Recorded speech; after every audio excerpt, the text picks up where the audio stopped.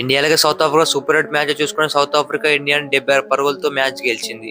అయితే మార్జిన్ చూసుకుంటే మాత్రం టీ20 వరల్డ్ కప్ లో టీమిండియాకు ఒక చిత్రీకరణ అని చెప్పుకోవాలి. ఎందుకంటే టీమిండియా చూసుకుంటే టీ20 వరల్డ్ కప్ లో ఇంతవరకు ఇంత మార్జిన్ తో ఏ మ్యాచ్ కూడా ఓడిపోలేదు. అయితే సౌత్ ఆఫ్రికా పై ఈ రికార్డ్ అయితే క్రియేట్ చేశారు. ఈ రికార్డే కాకుండా టీ20 వరల్డ్ కప్ లో వరుసగా 12 మ్యాచ్ స్ట్రీక్ ని కూడా ఈ మ్యాచ్ తో ముగిసింది. అయితే టీమిండియాకి మ్యాచ్ చూసుకుంటే మాత్రం ఒక బ్యాడ్ మ్యాచ్ అని చెప్పుకోవాలి. అయితే ముందుగా ప్లేయింగ్ 11 చూసుకుంటే అక్షర్ పటేల్ డ్రాప్ చేసి సుందర్ని కంటిన్యూ చేశారు. అయితే ఇది చూసుకుంటే మాత్రం టీమిండియా మాత్రం ఒక బ్యాక్ ఫైర్ అని చెప్పుకోవాలి. ఎందుకంటే సుందర్ని చూసుకుంటే క్వింటన్ డికాక్ కోసం తీసుకొచ్చారు. బట్ క్వింటన్ డికాక్ చూసుకుంటే మాత్రం బుమ్రా ఎప్పుడు అవుట్ చేశాడు. ఆ తర్వాత సుందర్ని అసలు పవర్ బాలింగ్ కూడా ఇవ్వలేదు. ఆ తర్వాత బ్యాటింగ్ విషయంకి వస్తే మాత్రం కూడా దారుణంగా ఫెయిల్ అయ్యాడు. అయితే టీమిండియా ఈ మ్యాచ్ ఎవరి వల్ల ఈ మ్యాచ్ ఓడిపోయింది. సో ఈ వీడియోలో ఫుల్ క్లారిటీగా తెలుసుకుందాం. అయితే గ్రౌండ్ లో చూసుకుంటే మాత్రం ఎక్కువగా ఫస్ట్ బ్యాటింగ్ చేసిన టీమే గెలుస్తుంది.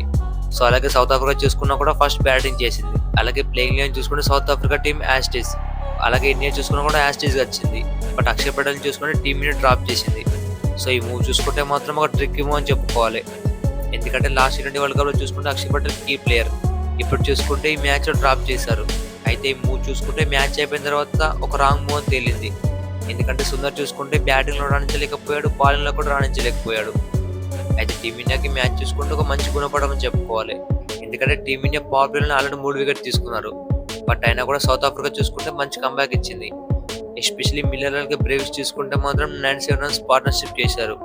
అయితే పార్ట్నర్షిప్ చూసుకుంటే మాత్రం టీమిండియాకు ఒక లూజింగ్ మ్యాచ్ అని చెప్పుకోవాలి. ఎందుకంటే సౌత్ ఆఫ్రికా చూసుకుంటే పవర్ ప్లేలో 20 for 3 ఉండే. అక్కడ నుంచి సౌత్ ఆఫ్రికా 150 to 160 ఆల్అౌట్ అవుతారు అనుకున్నారు. బట్ మిల్లర్ అలాగే బ్రేవ్స్ చూసుకుంటే 97 పార్ట్నర్షిప్ చేశారు. అయితే పార్ట్నర్షిప్ చూసుకుంటే మ్యాచ్ డిఫైనింగ్ పార్ట్నర్షిప్ అని చెప్పుకోవాలి. ఎందుకంటే చేసింగ్ చూసుకుంటే ఈ గ్రౌండ్ అంత ఈజీ ఉండదు.